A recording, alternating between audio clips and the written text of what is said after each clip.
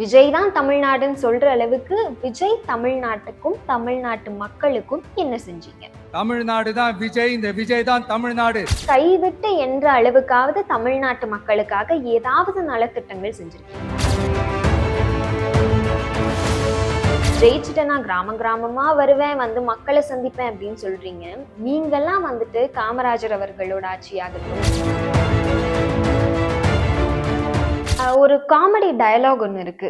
வாயில Eiffel tower கூட கட்டிடலாம், ஆனா நிஜத்துல ஒரு கக்கூஸ் கூட கட்ட முடியாது அப்படின்னு. விஜய் அவர்கள் பேசினது கூட இன்னைக்கு அப்படிதான் இருந்தது. தமிழ்நாடு தான் விஜய், விஜய் தான் தமிழ்நாடு அப்படின்னு சொல்லியிருக்காரு.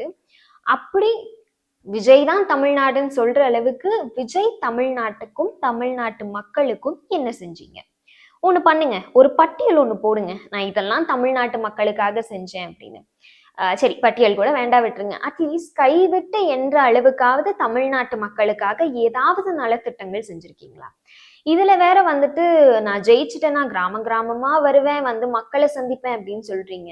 நீங்கெல்லாம் வந்துட்டு காமராஜர் அவர்களோட ஆட்சியாகட்டும், அண்ணா அவர்களோட ஆட்சியாகட்டும், அதை பத்தி பேசுறதுக்கு உங்களுக்கு எந்த தகுதி இருக்கு? இவங்க எல்லாருமே மக்களோட மக்களா இருந்தாங்க. மக்களுக்கு ஒண்ணுன்னா அவங்களோட உயிரை தியாகம் பண்றதுக்கு கூட ரெடியா இருந்தாங்க.